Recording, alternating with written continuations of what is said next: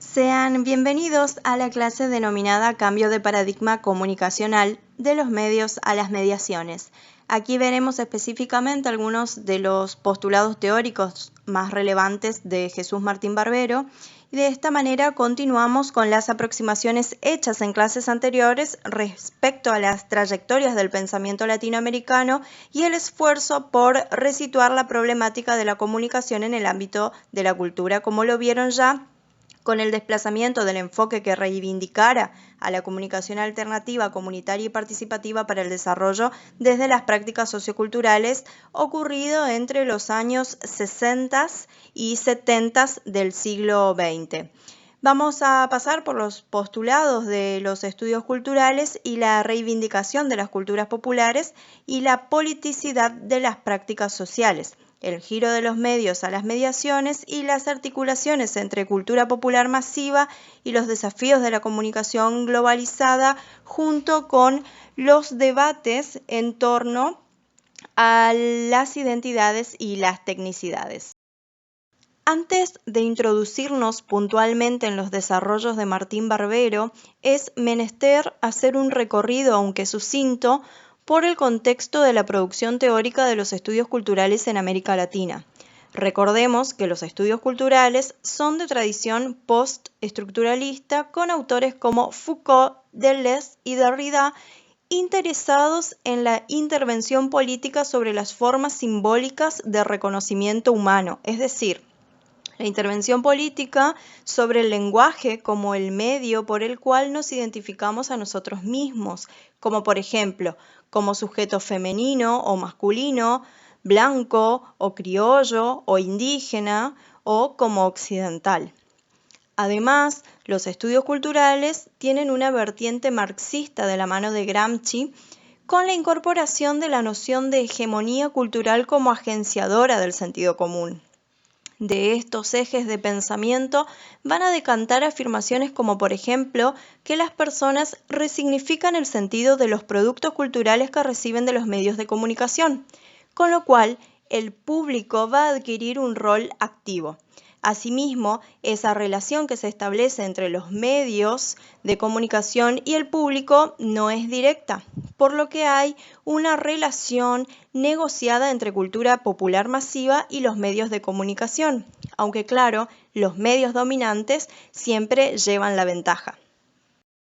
Dos libros serán los que reorienten decisivamente la teoría cultural latinoamericana en los años 80, al destacar los nuevos procesos de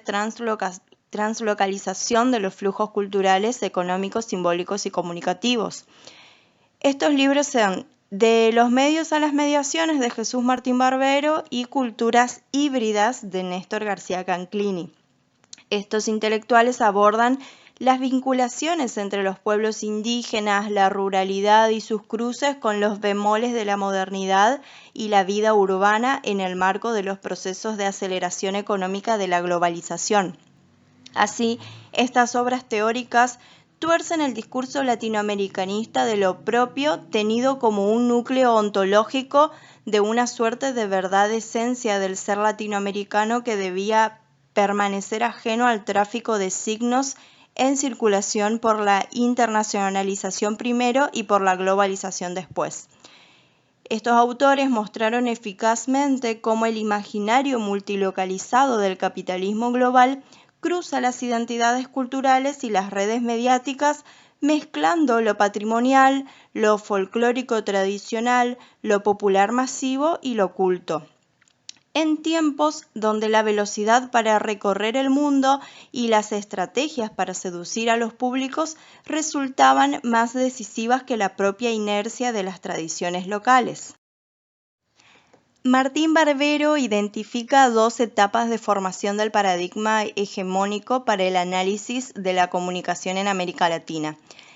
La primera corresponde al pasaje del funcionalismo al ideologismo, esto es a finales de los años 60, cuando se introduce en la semiótica estructuralista el modelo de Lasswell, que recuerden estaba centrado en la búsqueda de los efectos de los medios propio de su corte epistemológico psicológico-conductista. y la omnipotencia de los medios planteada por Lasswell pasa ahora a la ideología dominante, que se convierte en el dispositivo totalizador del discurso. Lo que se pretendía en esta etapa era descubrir y denunciar las estratagemas usadas por la ideología dominante en los mensajes para producir determinados efectos. Pero tanto el dispositivo del efecto de la versión lasswelliana como el del mensaje en la versión semiótico-estructuralista terminan por referir el sentido de los procesos a la inmanencia de lo comunicativo, es decir, como propio del proceso mismo de comunicación y no como el resultado de una acción exterior a él. Con una observación crítica, Martín Barbero va a decir que la amalgama entre comunicacionismo y denuncia se tradujo en una concepción instrumentalista de los medios de comunicación que privó a estos del espesor cultural y materialidad institucional, convirtiéndolos en meras herramientas de acción ideológica. La segunda etapa corresponde a lo que Martín Barbero llama chantaje cientifista, ya que se trata de la restitución del modelo informacional. Sí, el modelo que decanta de la teoría de la información, donde la comunicación es mera transmisión de información. Esto ocurre a mediados de los años 70 en un contexto turbulento para toda Latinoamérica por los golpes militares que provocó el repliegue político y el desconcierto de las izquierdas latinas. Recordemos que el modelo informacional es de corte positivista, cuyo método está arraigado en las matemáticas y la cibernética, y en este sentido se prohíbe llamar problema a todo aquello para lo que no se tenga un método. Es decir, que solo se puede problematizar aquello que es medible y cuantificable, homologable a su vez al esquema de emisor, mensaje y receptor. Claro que estos dos modelos son deficitarios, ya que ambos coinciden y no inocentemente en una economía según la cual las instancias de emisor y receptor son homólogas, es decir, que se presuponen situadas sobre un mismo plano. Esto decanta en un idealismo ingenuo sobre el código como un espacio de encuentro. Recordemos que Lacan plantea que la cuestión del código en realidad no es un espacio de encuentro, sino que es un espacio de dominio. Estos modelos también presuponen ingenuamente de que el máximo de comunicación funciona sobre un máximo de información y que éste se da sobre una univocidad del discurso. Así, mientras el modelo semiótico basado en el análisis de mensajes y códigos careció de un entramado de conceptos capaces de abarcar el campo, el modelo informacional por su parte deja demasiadas cosas afuera. ¿Por qué? Porque introducir una simetría entre los códigos del emisor y el receptor hacen estallar la linealidad que se plantea en ese modelo. Por lo tanto, no estudia ni la cuestión del sentido, ni del poder, deja afuera las preguntas sobre la información como proceso de comportamiento colectivo, deja fuera la lucha de intereses a la hora de informar, producir, acumular y o entregar información. Por consiguiente, no aborda los problemas de la desinformación y del control, como tampoco las cuestiones vinculadas a las condiciones sociales de producción del sentido, es decir, las luchas por la hegemonía, por el discurso que articula el sentido de una sociedad. De manera que si el primer modelo se resolvía en una concepción instrumental de los medios, este segundo termina en una disolución tecnocrática de lo político. Es por esto que la implementación de estos modelos de análisis no son inocentes, ya que responden a una concepción de modelos políticos marcados por la transnacionalización de la globalización, que no es solo de orden económico, sino también de orden político. La transnacionalización obliga a abandonar la concepción sobre los modos de lucha contra la dependencia que se tenían, porque ahora se está en un nuevo contexto. Según García Canclini, ya no se lucha para independizarse de un país colonialista con un poder geográficamente definido y en un combate frontal, sino que se lucha por una identidad propia dentro de un sistema transnacional. que es difuso y complejamente interrelacionado e interpenetrado. Y esto se da en la intersección de la crisis de la cultura política y el nuevo sentido que adquieren las políticas culturales, donde la identidad no hace frente solo a la homogeneización de la transnacionalización, sino también le hace frente a la homogeneización que se enmarca en lo nacional, que justamente niega, deforma o desactiva la pluralidad cultural que constituye a los países latinoamericanos. Esto en pos de lo que se denomina como identidad nacional propia de cada país. Hacia finales de los años 70, las izquierdas incorporan un nuevo proyecto, el de redescubrimiento de lo popular, en el sentido de revalorización de las articulaciones y mediaciones de la sociedad civil no encuadradas ya en formas partidarias. Aquí,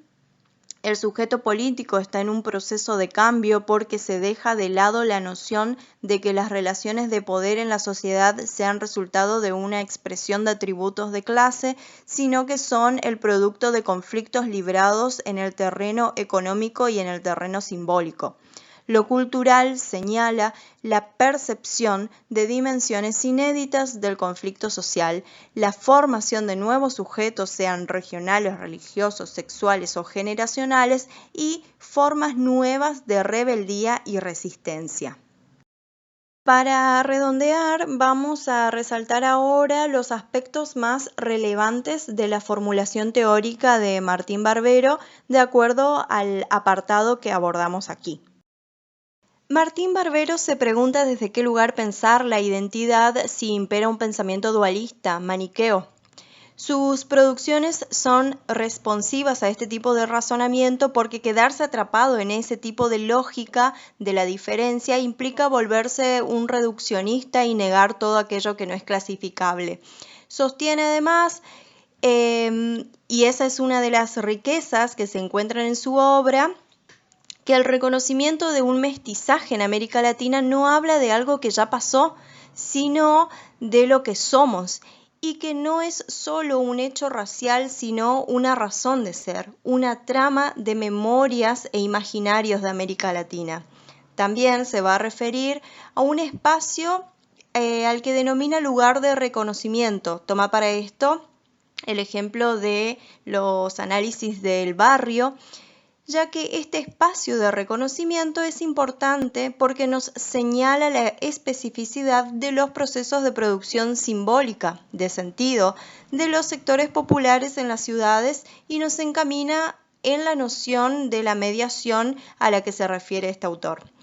En el campo de las prácticas sociales, la investigación de los usos que los sujetos hacen de los medios y sus mensajes nos obliga entonces a desplazarnos del espacio de los medios al lugar en el que se produce su sentido, a los movimientos sociales.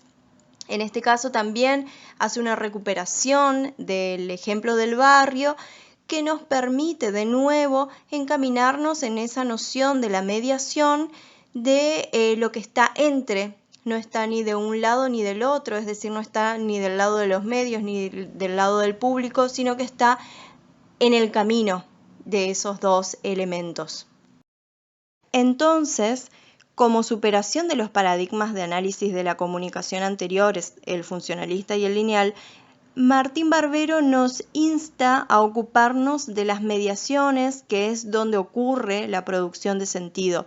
partiendo o teniendo como capital al mestizaje del que estamos constituidos como latinoamericanos, con raíces en lo indígena, en lo rural, en los inmigrantes también, y revisitando los espacios de reconocimiento social donde somos sujetos con un espesor afectivo, el hijo de, el hermano de, y también con un espesor temporal.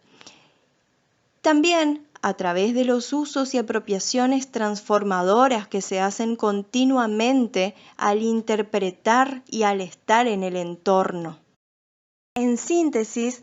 La propuesta barberiana parte de abandonar una cierta comodidad,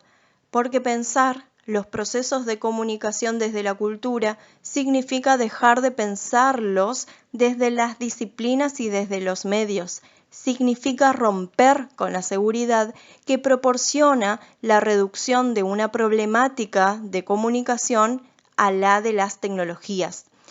Y nos introduce en el barro de los conflictos sociales, que es la única forma de advertir las apropiaciones transformadoras que los sujetos hacen con el entorno y la realidad, es decir, la producción de sentido. Muy bien, hasta aquí la clase dedicada a Jesús Martín Barbero. Muchas gracias por su atención y les dejo la referencia bibliográfica en la que se basó esta exposición. Saludos.